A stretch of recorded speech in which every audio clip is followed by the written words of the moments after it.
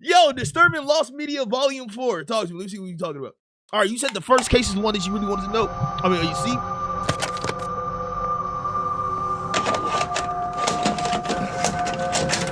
Yo, was I the only one that got super freaked out when you watch like a scary movie and they'll say like it was based on a true story? Was I the only one that like was super freaked out? Because when I heard about the Conjuring, nigga, and I saw it based on a true story, I ain't lie, my life changed after that.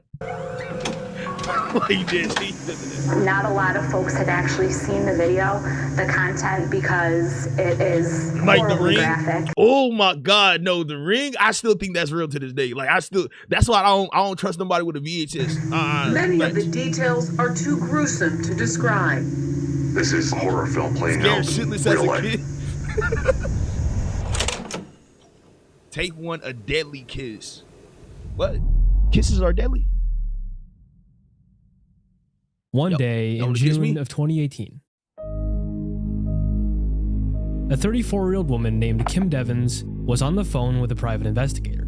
She was trying to locate her 16-year-old daughter, who went missing from her home in Utica, New York. Oh, New York? Although she didn't leave much behind, Kim already had an idea as to where she might be. You see, this wasn't the first time that her daughter Bianca had gone missing. Bianca had struggled with mental disorders, like social anxiety and borderline personality disorder, which and that'll lead her to like start leaving the house? Which made it difficult for her to make friends in person. And so she had found it much easier to just make friends through online spaces, like Instagram, Discord, and 4chan. I ain't lie, this shit kind of hit a little home, no? It kind of feel a little personal. A year before, in 2017, she had met a love interest on 4chan's, Cams, and Meetups board. And without any warning, she would run away from home to go see him. Kim would try her best to give her the help she needed so she would stop doing this, but nothing really seemed to work. In fact, this time she had cut off her ankle monitor. Huh? Not long before this, she'd been placed under house arrest. And so when Bianca was eventually found, Kim decided that the best course of action from here would be to send her to a therapeutic boarding school for about 4 to 5 months.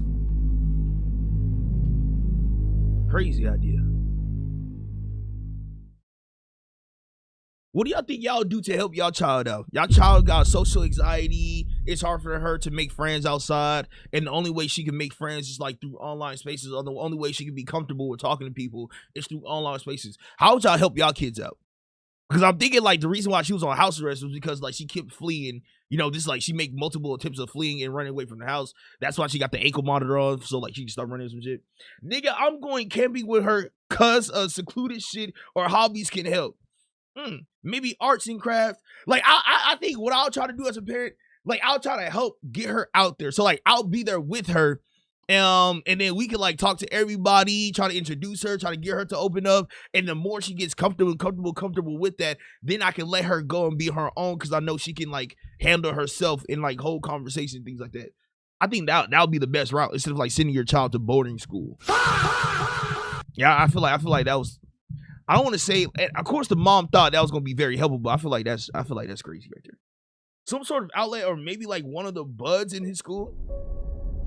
Yeah, kids be getting touched in boarding school like in February of 2019. She was doing much better. She had just turned 17, and she had many plans for her future. Now, she still used social media, as she posted to a close-knit Instagram following, consisting of mostly friends or people that she knew in person. But there were still some who actually would stumble across her page and reach out to her seeking a friendship.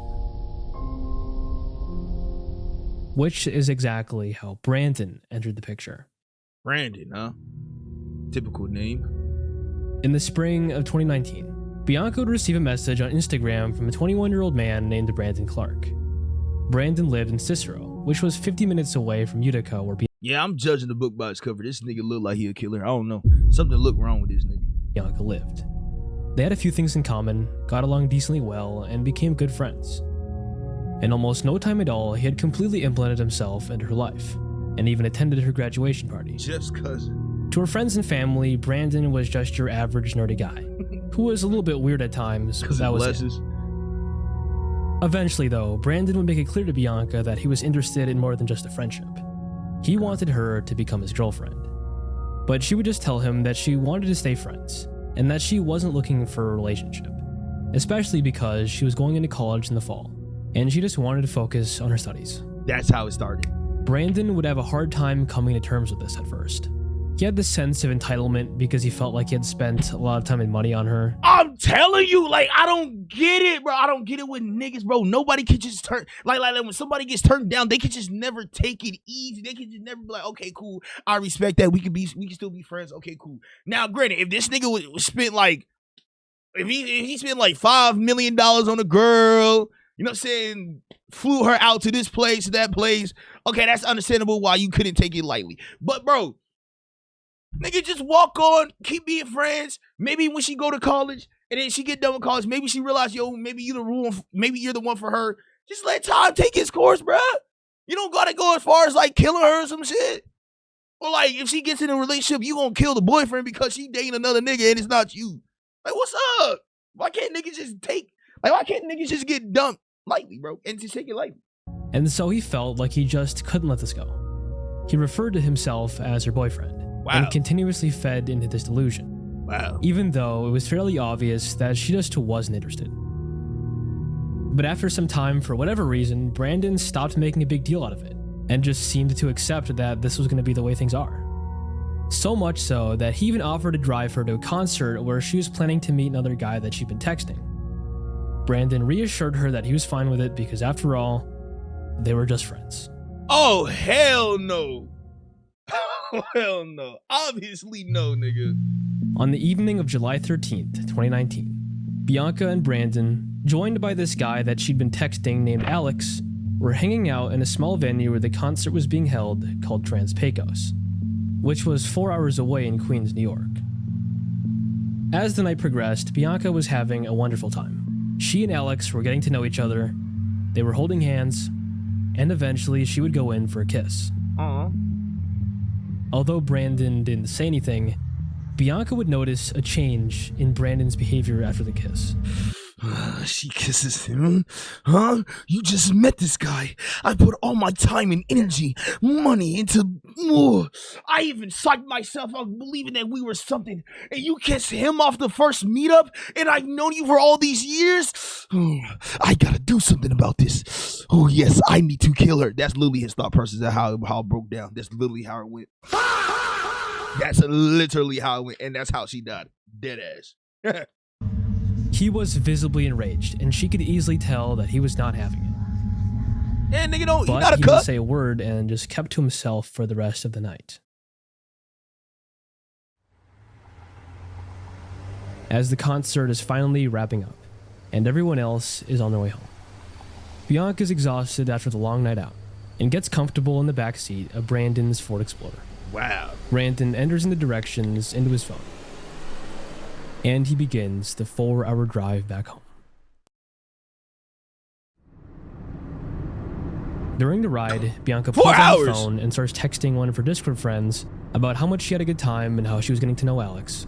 But in the back of her head, she's thinking about how Brandon is obviously upset with her, and she would briefly bring it up in the conversation. However, she would just poke fun at the situation and kind of laugh it off, since she knows they had already gone over this and it's likely nothing to worry about. And so now, feeling really tired, she shuts off her phone and goes to sleep. See, no, bro. You tell somebody that y'all not a couple, you don't want to go that far. You saw that he was visibly mad and he kind of gave his little two-piece when y'all had a little, probably, let's just say they probably had a little argument or whatever. And then, you know, say he finally came to the terms like, fuck it. Okay, cool. I'm friends. Then on top of that, you know that he like you and he probably still likes you. He's willing to drive you to go meet another guy, and after you kiss that said man, you see that he's visibly mad, visibly uncomfortable and everything like that, and you telling me you still to yourself decide, you know what, I'm gonna sleep in the back of this nigga car. I don't know, I feel like the more we watch these type of videos, I feel like in the moment you necessarily won't pick up on these signs, you know what I'm saying, but like when you watch it from a third person POV, it's like, yo, could she not, like, you know what I'm saying? Me personally, I'm staying awake as long as possible, but in her defense, she trusted him a lot. That's all I'm saying. Like, damn, bro. It's crazy. At around 7 a.m. the following morning on July 14th, nothing happened. 2019, Bianca's family would receive Oh, never mind. a knock at the door. GG. It was the police. They walk inside and ask Kim if she can get a hold of her daughter. She tries giving her a call, but she doesn't pick up, and it goes straight to voicemail. Police explain they had been sent to do a welfare check because they had received numerous phone calls from people who had all seen something extremely concerning online that appeared to show Bianca, and they feared that she might be in danger. But most notably, they had also received a phone call from Brandon. Whoa. He made some incredibly disturbing claims that, if true, would confirm other callers' concerns. What do you say? As they're trying to make sense of what's going on, Bianca's sister Olivia lets out a blood-curdling scream from the kitchen. Oh my gosh, it just clicked to me. Imagine you have a sister, you have a brother, like a family member, and you see their death, or like, if, let's just say they died, or they got tortured, or they got beat on, or something like that, and you see it online, and you know that's gonna stay online forever, bro. Oh wow. She had been texted an image, and it looked like something straight out of a horror movie. Wow. They weren't sure if the image was real. But if it was, then it would mean that Brandon was telling the truth. And he killed her? You gonna say what he said, nigga? When Bianca fell asleep, Brandon took a picture of the New York Thruway and posted it to his Instagram story. He captioned it, "Here Comes Hell, It's Redemption," which is a lyric from the band Hollywood Undead. He also posted a quote from the movie Fight Club and changed his bio to include his birthday and the day's date.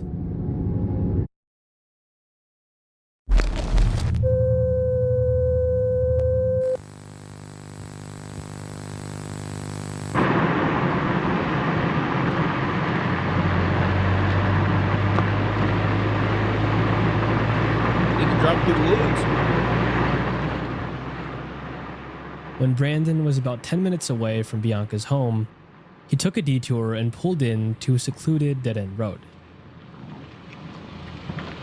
He parked close to the end, shut off the engine, and exited the vehicle.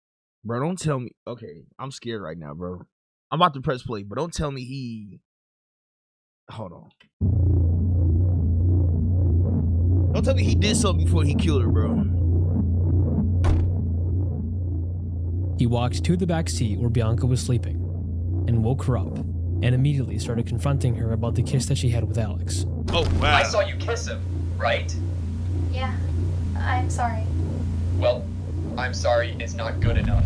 Bianca reminds him again that they are just friends and have had this discussion several times before. Wow. But she apologizes to him for the kiss, and she pretty much just asks, "Are you ready to take me home now?" Brandon is still refusing to budge, and she's getting annoyed. She just wants to go home. And so she tells him, "You know what? If you won't take me home, I'll just walk home." Suddenly, Brandon reveals a knife and begins stabbing her across the neck multiple times. And he watches as the life of Bianca Devins fades. Nigga, for a before his eyes.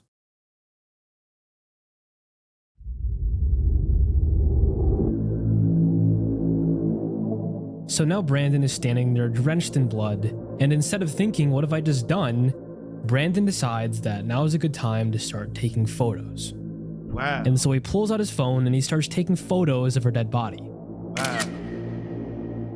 One of these photos he took of her body, he would send in a Discord server where she frequently talked to her friends, and captioned it saying, "Sorry fuckers, you're gonna have to find somebody else to orbit." Wow. What the fuck? He then called 911 and told them what he did, his location, and what he was going to do next. Yeah, I know you can find the images online, but I'm not going through that. But basically, he stabbed her. So he confronted her about the kiss that she kissed another man, whatever. Even though they're just friends, but it bothered him a lot. And then as she said, as he got to a point, because she kept like telling this nigga, like reassuring this nigga, real, we're just friends. Like we're just friends, gang. I'm sorry, like we're just friends. All we're ever gonna be is just friends. And then that's when he acted out of rage and pulled out a knife and started stabbing her. Next. 911, what is the emergency? My name is Brandon. There's going to be a murder. The victim is Bianca Michelle Devins. I'm going to myself. Just stay on the line with me, okay? No, I'm not going to stay in line with you. I'm going to be down on the ground.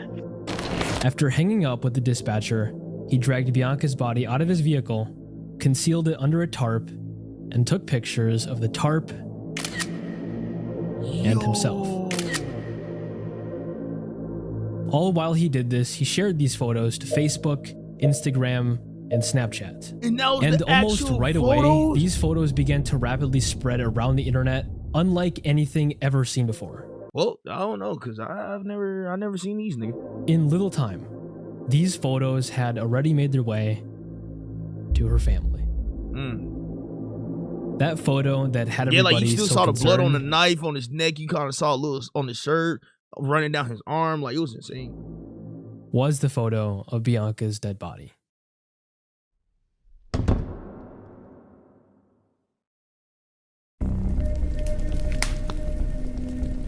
While all of this was going on, Brandon had created a small fire to burn his laptop and hard drive, spray painted the phrase, "What do you got on that hard drive? Never forget me" on the road, and then programmed a Bluetooth speaker to play the song Test Drive by Joe G on loop, which is a song about a one-sided relationship.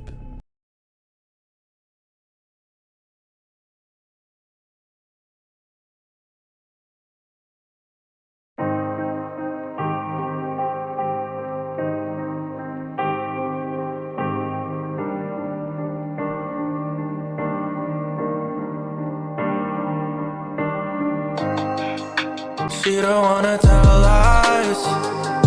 She don't wanna tell lies. She just wanna feel alive. She just wanted more time. I'm looking for a long ride. She just wanna test drive. Dying on the west side. I'll see you in the next life. Oh no. Oh no. Oh no. And then he waited for the police to arrive. Oh no. Once the police did arrive, he started walking away from the police and tried using the knife on his own throat. Oh no. But he stopped because it was too painful and took one last photo of himself for a Snapchat story before being taken away in critical condition. So, hold on. You telling me this nigga pussied out? Oh, okay, not, but this nigga pussied out off himself? Brandon's injuries were severe, but paramedics arrived and were able to save him. And once he recovered in the hospital, he was promptly arrested for Bianca's murder. Brandon pleaded not guilty. He claimed that he blacked out and didn't even know what he did. But there was plenty of evidence that said just the opposite.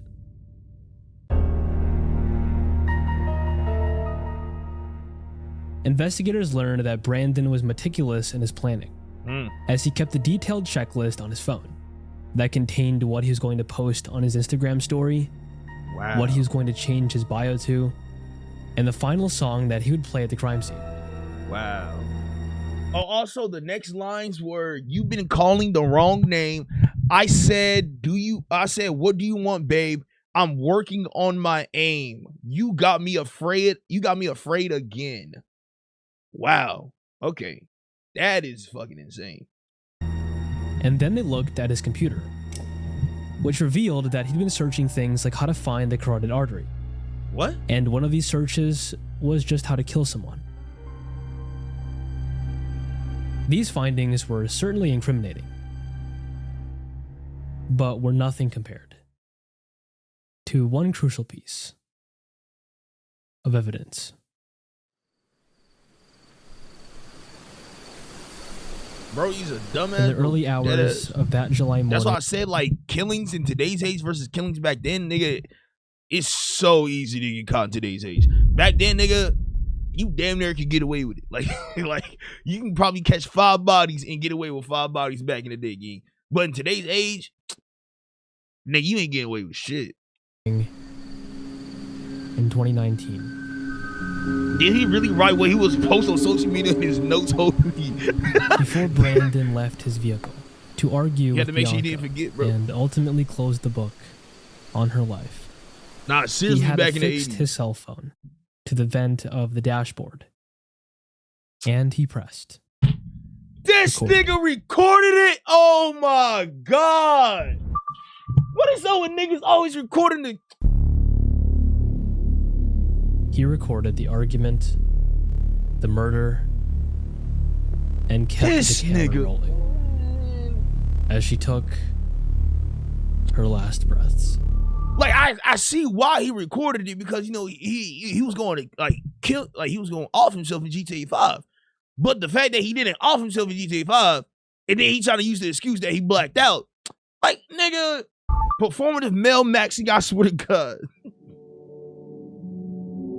This video had only been seen by law enforcement, and Brandon did not want it being shown in court. Once he learned that it would, he changed his plea to guilty in February of 2020, so there wouldn't be a trial altogether. I plead guilty, Your Honor. Brandon Clark, the man who pleaded guilty to murdering 17-year-old Bianca Devins, tells the court he made the plea today because he didn't want the Devins family to see evidence come out during trial. I thought about the lives I've torn apart with my actions. But Assistant District Attorney Sarah DeMellier thinks otherwise. He videotaped the homicide. I think it is my opinion that he absolutely does not want anybody to see what he inflicted on Bianca on the date of the homicide. He does not want anyone to see that video. Gruesome. On March 16th, 2021, the video somehow came. Brandon was given his sentence. Oh.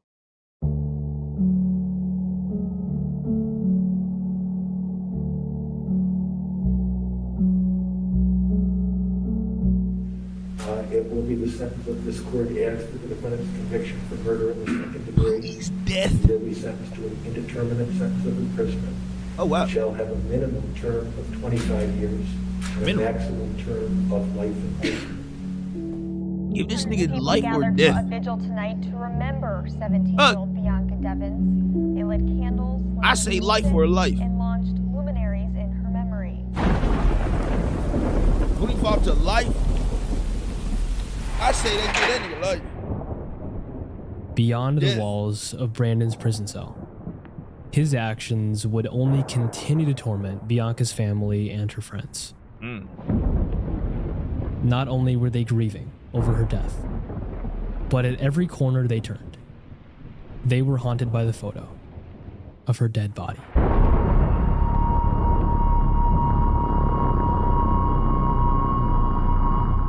They were sent the photo in DMs, tagged in posts of the photo, and even airdropped the photo on one occasion. Nigga got airdropped? So they figured out who was the friend, walked around in the store, probably got behind a shelf, and Bro, you know how much of a dickhead you gotta be to do that? Nah, bro, nah. That ain't like that shit really fucked to air. That is, nigga, that is Satan's work right there, bro. I'm not gonna lie. That is Satan's strongest soldier right there. Nigga airdropped the death to them. That's fucked up, bro. How much time left in the video for this one scene? This is like, what, probably, you know what I'm saying, 2 minutes left or whatever, and then you got the other 2.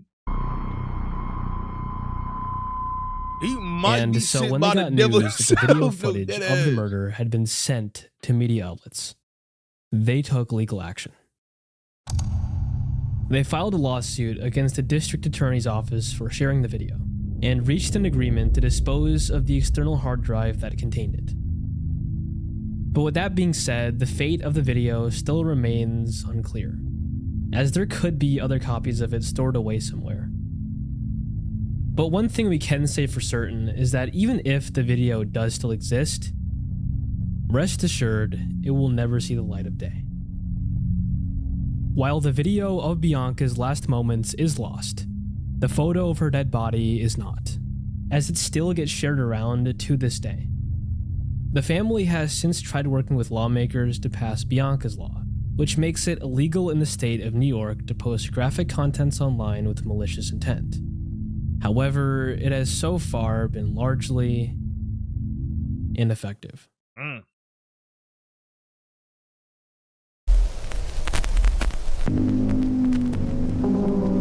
That's crazy, bro. That story is insane.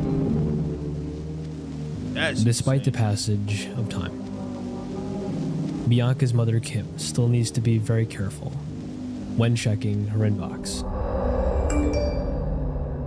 Like, every single notification that you get, bro, you gonna automatically, oh my God. No matter if it's a social media account, messages, or like emails or a phone call, like, bro, you gotta be so worried when you hear a notification on your phone because you don't know if it's somebody trying to see a photo of your daughter getting murdered. Oh my God. Because she might just end up seeing that photo. That is actually sad. Of her daughter's lifeless body.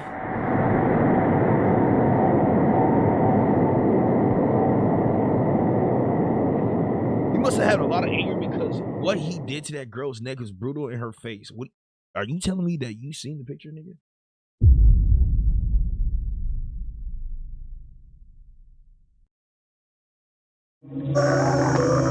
Here it is. Here is the good prepared for your use. He is accused of murdering at least 19 women, whom he then... What?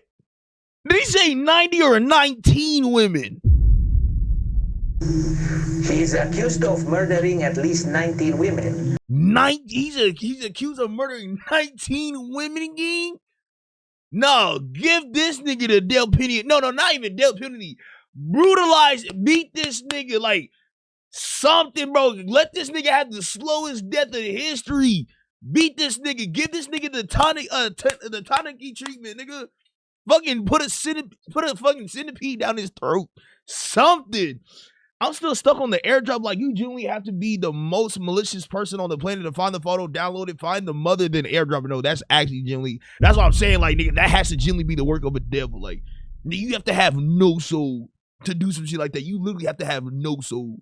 Whom he then dismembered and buried in his home. Gotta be a the part of the ceiling. And he buried them in his home? Whom he then dismembered and buried in his home. What? In the part of the ceiling, he made like a little platform where he put the camera and recorded himself. This nigga on some Ed Gein type shit. Mystery Meat. All right. That's kind of wild. Crazy name. In 2021, 34-year-old Reina Gonzalez, a mother of 2 daughters, lived with her husband, Bruno Portillo, a police officer. The two lived a fairly simple life in Antizapán, Mexico. Reina operated a small phone repair business and seemed proud of her job. Many people would come down and visit her shop. But one person would always visit her shop more frequently than the rest. A 72-year-old man named Andres Mendoza. Andres was a longtime butcher who would often come down to her shop and provide free meals to her. A kind gesture that he seemed to do seemingly out of the kindness of his heart. Okay. Not expecting to gain anything in return, and even going as far as to provide food and clothes for other people in the area as well. Okay, that's pretty nice. To the community, his reputation was anything I noticed I remembered his name. He was seen as nothing more than an inconspicuous, at times drunk, old man who intended no harm and was well acquainted with those who knew him. But all of that would change on May 14th, 2021. 2021. It was like any other day for Reina, as she went with Andres to pick up supplies for her phone repair business. Something that Bruno thought nothing of, seeing as they were great friends with Andres and trusted him like many others did. A trust that would be permanently broken. Later that night, Bruno returned home to find only his 2 daughters, but no sign of Reina. Knowing who Reina was, this was unusual, as by now she would be home. Yet, she wasn't. As more time passed, Bruno became increasingly worried. and started the drive to Andres' house, We don't hoping talk that he about might know where she Bruno. is. Sorry. Andres claimed that she never showed up to his house that morning, and that he had no clue where she was. So far, it just seemed like Andres was hiding something. But suspicions would especially rise when he refused to let Bruno inside his house, as he did so for no apparent reason. Bruno sensed that something was wrong, but wasn't sure exactly what it was. All he knew was that Andres was not telling the truth, and so Bruno checked nearby security camera footage, which showed Reina entering Andres' house, but not leaving, What? confirming that Andres wasn't being honest about where Reina had actually been. Bruno returned back to Andres' house, but this time with more police officers, and entered the home after a brief struggle.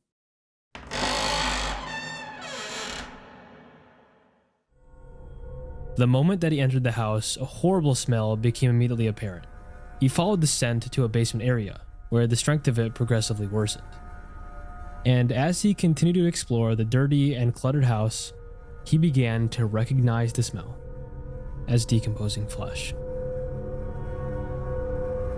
At one point, Bruno calls Reina's cell phone, and sure enough, he can hear the ringtone.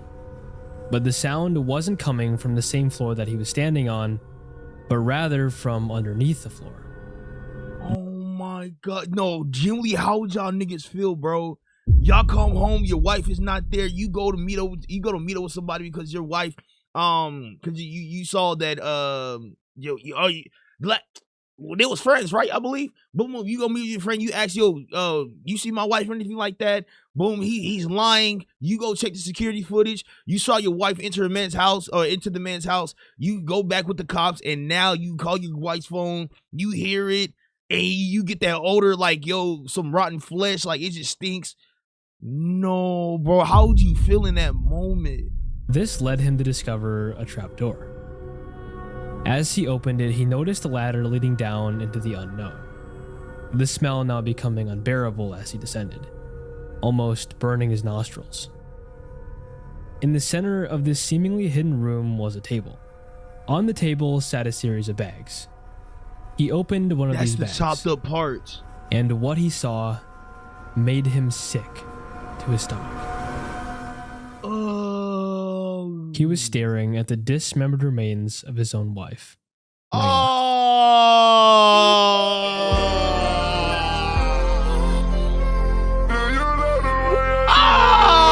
Nigga.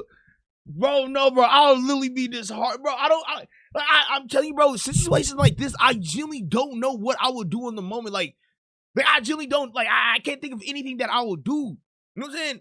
I come home, my wife is not here. I go to somebody, bro, have you seen my wife? He says no. I check the security footage. I see my wife was in that nigga's house. I'm calling her phone. They say, as I came back with the cops, I call my wife's phone. I hear her phone. I walk down because there's like a trap door, and I walk down it, and boom, I see chopped up member parts of my wife, bro. I see chopped up body parts of my wife. Like, I really don't know what I would do in that moment. Afirma, es una mano humana, huevos de ella. Es mi mujer. Appalled by this gruesome discovery, he bolted out of the house as quickly as he could and requested backup, still in disbelief at what he had just seen. Yo, not as fuck. They weren't sure if Reina was his only victim, or if he had been doing the same atrocities to other people, with all of his crimes just flying under the radar. And so they began thoroughly searching his house. And it did not take long before evidence was found suggesting that Andres had an absurd amount of victims. Oh my god. Various personal belongings were recovered, including necklaces, bracelets, purses, nail polish bottles, hair dryers, cell phones, photos, and identification cards. These identification cards included the voter cards of two women who went missing in the area. 32-year-old Rubicela Castillo, who went missing in 2016, and 38-year-old Flor Vizcaíno, who went missing in 2019. This was definitely concerning, but it was just the beginning. And like he will somehow get them women to like follow him into his house, and that's where he like that's how he does it. Amidst the belongings, y'all found a broken P file for $140. That's a good deal, right? The broken part is the disc reader, which can be fixed. I mean, if you can fix it, I guess. This was a notebook containing the information of 29 different women, how to fix it, detailing their names, addresses, the time and date of when each murder was carried out, and the weight of each victim. What the fuck? Entries in the notebook dated as far back as the 1990s, suggesting that he'd been killing and dismembering people for more than 30 years. What? One entry in the notebook read, December 17th, 1994, 28-year-old woman. The head was 4.5 kilograms. The liver, pancreas, and heart were 4 kilograms. And the ribs and right arm were 14 kilograms. Do y'all think that he was killing these women not because like, yo, he couldn't get a woman and now he just hates women, or like a girl broke his heart and now he hates women, he just kill them? Or do y'all think he was actually killing these women for like, you know, taking their body parts and selling it on the dark web? 1.5 kilograms each. But what this really what it sounds served like, as the nail in the coffin, like he was just selling them shits, were the videotapes that investigators found. Oh my God. The tapes were recorded using 8mm Seems film like a psychopath. and VHS, and were incriminating as they were disturbing, documenting each and every one of the murders, as well as footage of himself, at times nude, peeling off the scalps and faces of his victims, and eating their body parts. Oh my God. I thought this nigga was gonna say something about like him beating his meat because he was nude. This nigga's eating the body parts? And this was recorded on videos? In total 20 videos recording? The whole time, 20? that food that he was giving away was actually the remains of his victims. And the clothes that he was giving away were stripped from the dead. And nobody had the slightest clue. By now they knew that Andres was in fact a serial killer, and so they conducted a forensic search of his basement to really see the full extent of his crimes. Imagine buying meat from this nigga and he was actually eating. Oh my God. Like imagine you lived in an area and your friend go missing, nigga, and then that nigga sells some meat and you ate your friend. Oh my God. And what they found was something that surpassed far beyond anybody's expectations.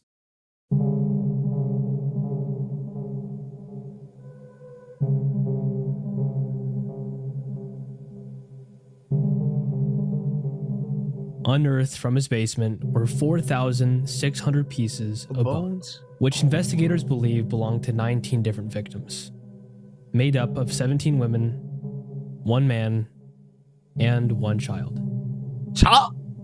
As it turned out, Andres would prey on vulnerable victims, the majority of which were poor and often desperate single mothers and housewives.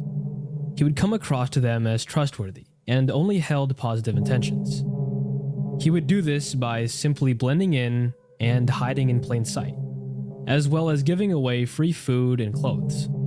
By doing this, he could avoid suspicion, taking advantage of not only their financial situation, but also their trust in him.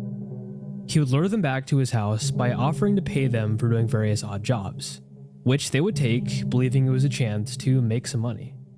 Once he was able to successfully lure a victim back to his house and away from public view, he would drive a knife through their chest and begin dissecting their corpse, with each part of the process being documented, recorded, and written down in his notebook. I just don't get, like, what was the purpose of recording, though? During interrogations, Andres explained that his motive for the killings was fueled by his hatred for women, stating how women are cold. Never mind. I guess it was the first one. That nigga wasn't selling. No, he just hated women. He had past history with a woman. Typical. And calculated, and would always leave him for other men with more money. Typical. He would ultimately admit to killing a total of 30 people, with his first victim dating all the way back to 1990. Andres was shown to be upfront and honest about his crimes, as he cooperated closely with authorities, going on record to state, I don't deny anything. I blame myself. All I want is to tell the truth. I've done it, and that's it. Wow. See, I say we give this nigga the torture of doom and hell, nigga. You know what I mean? Give him the what's that shit? It's called the eagle, some shit where they take your rib cage and spread it like an eagle, some shit. Give him that treatment. Slowly take all his fingernails, beat that nigga with a brick. Like I ain't lie, I feel like there's a lot of things we could dead ass do to this nigga. You know what I mean? But maybe he's both a psycho and an incel. Ain't that Despite not only his cooperation, but also the stockpile of evidence, including the women's belongings, the notebook, the tapes, and the skeletal remains recovered from his basement, the only crimes that Andres Mendoza has officially been found guilty of are the murder of Reina Gonzalez and the murder of another woman in July of 2019. So he's only been convicted for 2 murders? For those charges, he was sentenced to serve life behind bars. No torture treatment? No centipede down his throat? No spiral in his stomach? No raging bull, you know, where they put you inside a bull and they cook you live? Just sitting in the prison. That's all we got. All right. And much like Andres, the videotapes will never see the light of day either, as they too are not planned on being released. And it's probably for the best that it stays that way. Indefinitely.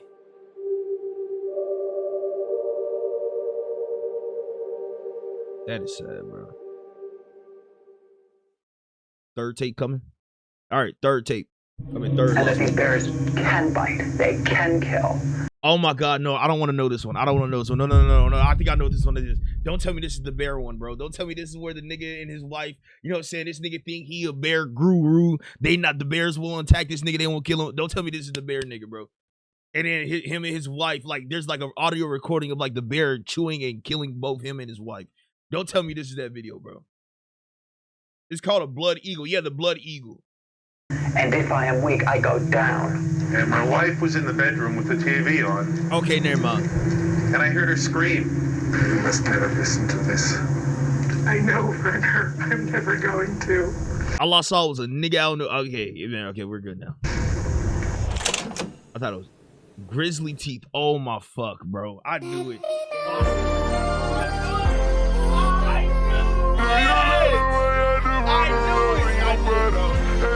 I fucking knew it, bro. I think I heard about this story before. Like, this nigga just think that the Grizzlies won't attack him or some shit. Like, I think it was like, if you don't mess with them, they won't mess with you. And so he was trying to document it or whatever.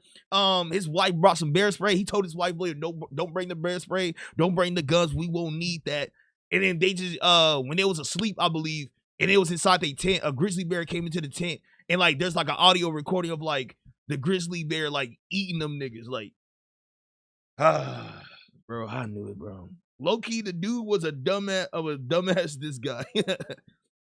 I mean, the bear guy. Sorry, I was scratching my eye. Couldn't see. What is this about? Watch, you gonna see. Starting from a young age, Timothy Dexter had a drinking problem. On one occasion, totaling his family's vehicle and getting arrested. Damn. After barely making it out of high school, he traveled from Long Island, New York to Peoria, Illinois. It is there that he attended college on a diving and swimming scholarship. While he attended college in Illinois, he would get introduced to something that would change the course of his life. Drugs. Wow.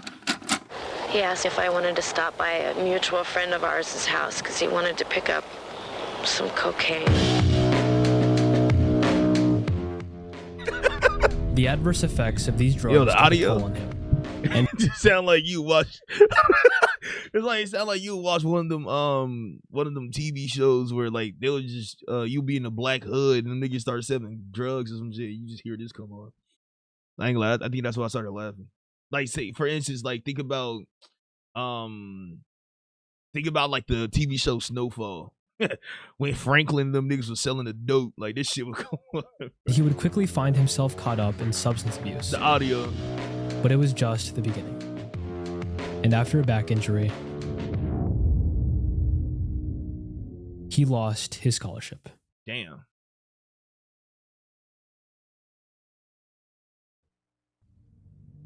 In light of this setback, Timothy would continue to try his best to land on his feet, attempting to find a direction and a purpose.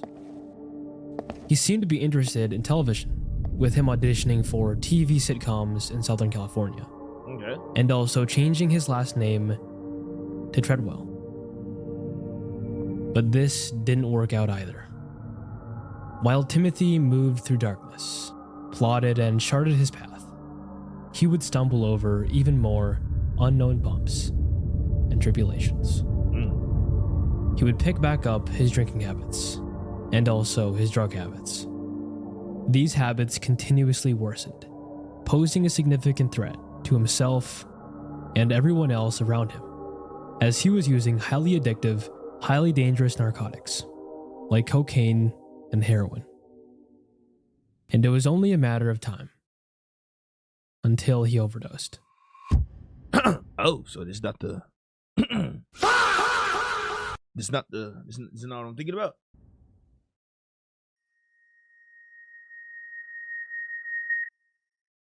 Oh, they brought him back. Timothy had just barely survived a near fatal overdose, but was luckily able to make a full recovery, thanks to the help of a Vietnam War veteran named Terry. By this time, it was the late 1980s, and Timothy still had no idea what he wanted to do with his life. Almost everything that he tried up until this point failed, from losing his scholarship, auditioning for TV sitcoms without success, and being unable to I don't lie, he kind of ugly. Yo, can we stay on the path, nigga? You fucking detoured. overcome his addictions. He likely Fucking felt wicked. as though he reached a dead end. However, Terry had an idea. Terry suggested that it is this story. However, Terry had an idea. Terry suggested that he should travel to Alaska to learn and observe the grizzly bears in Katmai National Park. At least I'm gonna fully hear the story. Timothy was open to this idea because at this point he really had nothing to lose. And so, when the summer arrived in 1989, Timothy packed his bags and made his first trip to Alaska. Alaska. Y'all want to go to Alaska or no?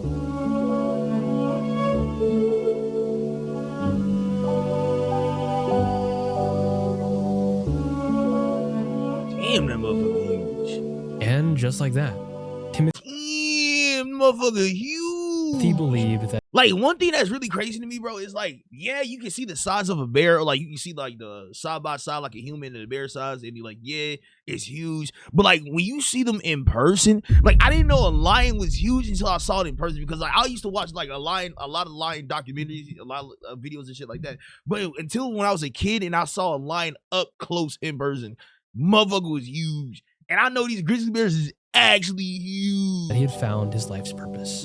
Be warned. I will die for these animals. I will die for these animals. I will die. Damn, so he kind of manifested it. Damn. He technically just manifested it. Yeah, those bitches are big. These animals. Thank you so much for letting me do this. Thank you so much for these animals, for giving me a life. I had no life. Now I have a life. It's kind of beautiful, no? Makes me sad a little bit. It's been an amazing season. It's been difficult. But I came, I served, I protected, and I studied. And I promise, I'll be back. Sir, yes, sir. Give me like a Bear Grylls type vibe. He would spend every summer there, documenting the wildlife with a camera and becoming And a the bears wildlife get that close? preservationist. Better man than me. But he made sure to stick to the same routine every summer. Okay, I know this is off track, but do you think he gooned to bears? Okay, I don't think he would ever just lay down, man spread, and then pull his meat out and just start gooning a bear. I don't think he would ever do something like that. Like, I see why you ask, because you saying that from like how excited he is or how passionate he is when he was talking about the bears, but I don't think he was just gooning the bears.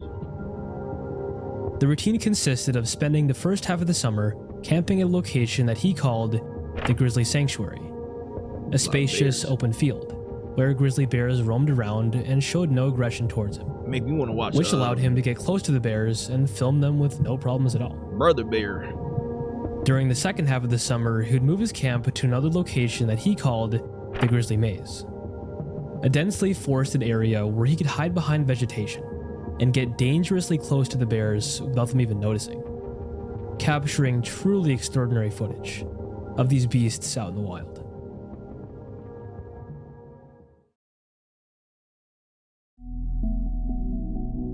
In late June of 2003, Timothy went about his visit as he had done for the previous 13 summers, spending time at the Grizzly Sanctuary before eventually setting up camp at the Grizzly Maze. The only real difference about this time was that he had brought his girlfriend with him, 37-year-old Amy Huguenard. Now, this wasn't her first time staying in Alaska, but they would typically leave around October, when grizzly bears become more aggressive as they prepare for hibernation. That fall, they initially planned on leaving September 26, 2003, when they would catch a connecting flight back to California. However, the two decided to extend their stay for an extra week. See? Oh, wow. See? Niggas always want to extend. You always know what, bro? I love this. How about we just stay extra? No what, bro? It's okay, bro. I feel like the vibe is good. We should just stay an extra hour. Nah, bro. I feel like I want to go home. Yo, bro, why you moving like that, bro? Just stay a little extra few minutes, bro. Like, come on, bro. Why you acting like that, bro? You know, we haven't seen each other. Nah, bro. I feel like I want to go home. Oh, you one of them fake niggas. Yeah, I'm a fake nigga. I'll see you. I'll be at home, nigga. Boom, I'm alive. See? Niggas always want to extend shit. Good keynote. Never extend. Until October 6th, 2003. Family and friends thought that this was a horrible idea, seeing as there was a drought that fall. You always get warnings before a disaster. That's all I'm going to say. Which made the bears act more aggressive than usual. Not to mention that neither of them were carrying a weapon or bear repellent. To say it was a recipe for a disaster would be putting it lightly. However, Timothy didn't care, brushing off the concerns, as by this point he was convinced that he was one of them, and felt as nigga! Bro, all you did was just straight. Oh my god. Okay, I can't. Bro, are we dead ass? You one of them niggas? After you were just observing them 24/7, like, I get it. You can say, like, yo, bro, I understand. I know how to read the bear's body language and shit like that. So if we ever need to run away, I can just tell by their mannerisms. Okay, if you say that. But, nigga, if you think a bear just gonna look at you, oh, shit. He's one of us, bro. He's a bear, bro. Don't mess with him. He's one of us, bro. He's a bear, obviously. You can just tell. Nigga! That ass!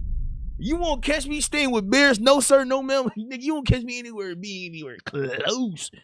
Any form of wildlife, I'm good. If it's not humans, nigga, it's kind of looking scary to be close to humans right now. Though we understood these bears more than anyone else. Nigga thought this shit was brother bear, nigga. And so on September 29th, 2003, Timothy and Amy were dropped off at Calfield Lake, located inside the Grizzly Maze, expecting to be picked up 1 week later. 1 week later, on October 6th, 2003, air taxi pilot Willie Fulton makes his way to pick up the pair. But once he gets to the campsite, he finds no sign of Timothy or Amy anywhere. The campsite was not abandoned even the bones and was devoid of all life. But there was one exception, and that was a grizzly bear. Oh shit. The pilot wastes no time and gets out of there as quickly as possible. Nigga, me personally, if I land my helicopter and you not there, dude, I'll wait. I'm gonna wait an hour. I'm not getting out my shit, but I'm gonna wait an hour. And you not there by time, I'm flying away. He tell me. Both of them being digested, no dead ass. Park rangers would arrive and recover Timothy's and Amy's remains. Damn. Their remains had been scattered all across the campsite, with the grizzly bear still guarding the area. Rangers shot the bear, and even more human remains were found in its stomach. But nothing could prepare park rangers for what they would uncover next. The audio, nigga. As when retrieving Because I think people said, like, when you heard the audio, you can hear the teeth scraping on the skull. You heard the bones crunching, the screams, like, no belongings and supplies. They would find a video camera. Wait, I thought it was just audio. Wait, video? And pressed play. Wait, I thought it was just audio. At first, they only saw a blank screen, since the lens cap had been left on while it was recording. Oh, okay, yeah. However, they did hear audio. And for 6 minutes, they heard the agonizing screams of both Timothy and Amy as they got ravaged by a bear.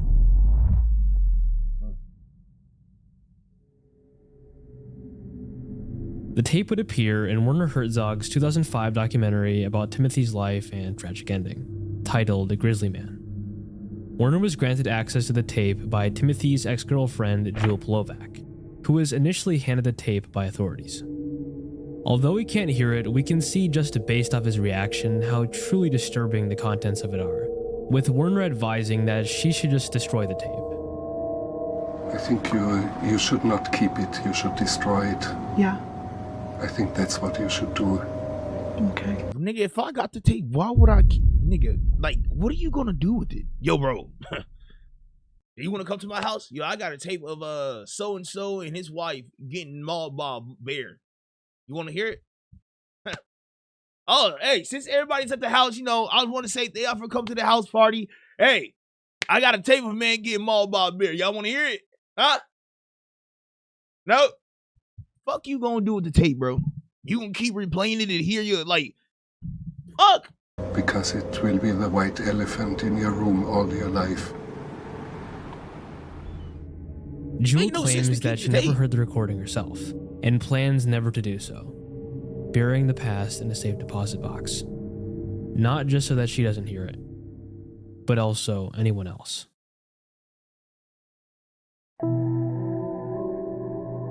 But with news of this tape even existing came a significant amount of curiosity surrounding it, with some wanting to hear it. And so, over the years, many have tried getting in on this opportunity for attention by creating a convincing fake of the audio clip. And it worked, with the fake audio clip circulating all around the internet, and many dismissing it as the actual recording. Kevin the Bearman Sanders of Yellowstone Outdoor Adventures confirmed that it's nothing more than a reenactment, as he was able to hear 2 minutes of the actual audio, which he has transcribed on his website. And based on that transcription, we can piece together the events of that night and just how it all took place. Are we going to see visually?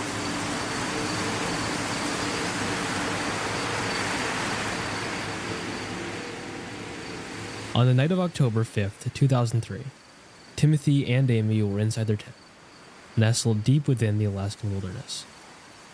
As they began to settle in for another uneventful night, the silence was suddenly interrupted by the sound of a grizzly bear outside their tent. Oh, wow. Timothy left the tent to investigate. He walked towards the bear.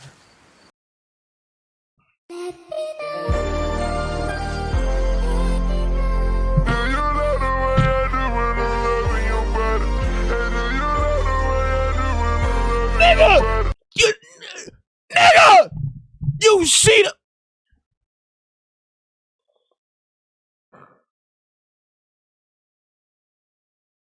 Oh my God. Oh. Okay, this nigga pissed me the fuck off. You see the bear outside your tent.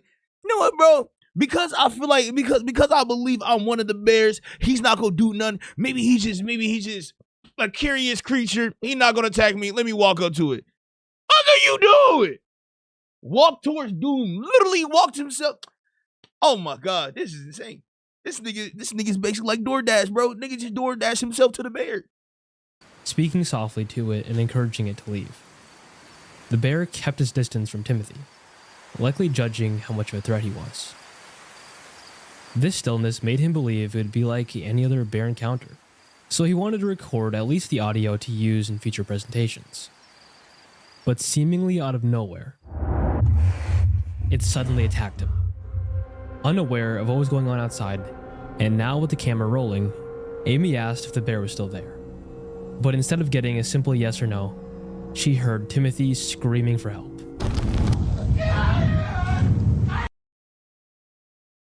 Oh, audio reenactment. Okay. I was about to say, please don't tell me this is the real audio. Amy unzipped the tent and rushed out, finding him on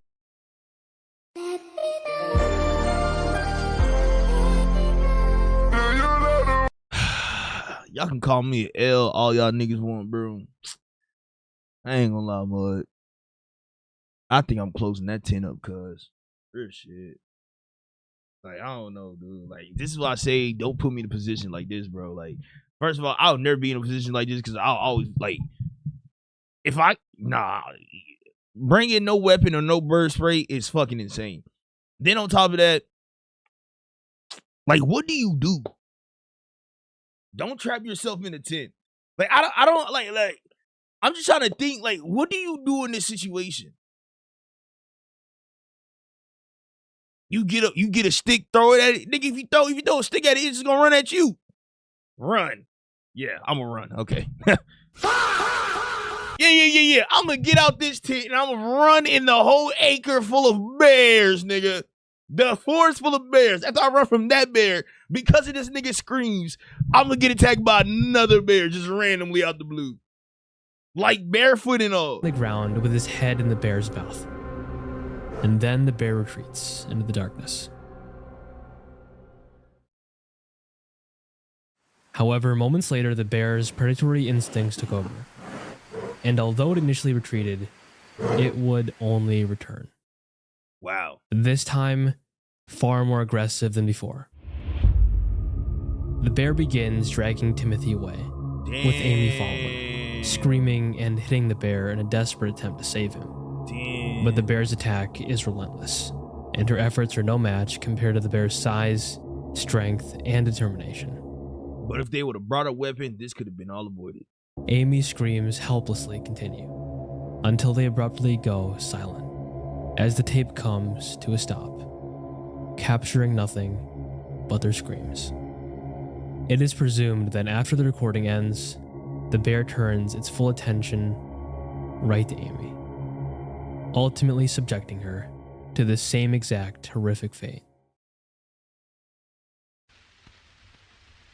The actual audio of this disturbing incident is often classified as lost media, as the only existing copy of it is locked away in a safe deposit box for nobody to hear. And it's most definitely going to stay that way forever, as Jewel never plans on releasing it, let alone listen to it, but primarily to preserve Timothy's legacy, which should be remembered for his work with bears. Damn, wait, hold on. This is actually him walking with the bears? Maybe this nigga was part of the bears. And not just his gruesome death. But somewhere out there, locked away in the confines of a safe deposit box. I think I know what it is. The bear probably attacked that nigga because the bear probably saw, hey, nigga, I ain't gonna lie. Last time I see you here, yo, you was a little too close to my little year. I'm saying you a little close to my little year. I see you helped her caught a salmon, you know what I'm saying? Like, what's up with that, big brother? Or that nigga probably wasn't singing, tell everybody I'm on my way. New friends and new places to see. Blue sky ahead, yes, I'm on. I need to watch Brother Bear. Exists. Nah, they were scoping him out, Clove. They were scoping. Nah, yeah, they was dead ass scoping. Tragically. And they probably came back telling everybody, yo, bro, there's this human that keeps coming over here. Bro, that's free eats, gang. Their lives. But it's sad that it really happened when it was time for them niggas to like hibernate, because that's when they're like the most aggressive. From the very same thing that gave the man purpose, and that he devoted his whole life to understanding and preserving. An ambitious dream to unite humans and the wild. Only for that dream to be shattered in his face. This is sad. By the very same thing he built it for. That's sad right there. Sad, man. I'm glad that he, you know, found a purpose in life. At least, like, you know, in the beginning, everything wasn't working out for him, and then he found a true passion for bears, and then sadly he got taken out by that same passion. So I, feel bad, bro. But that was the all 3 media tapes. Wow, bro.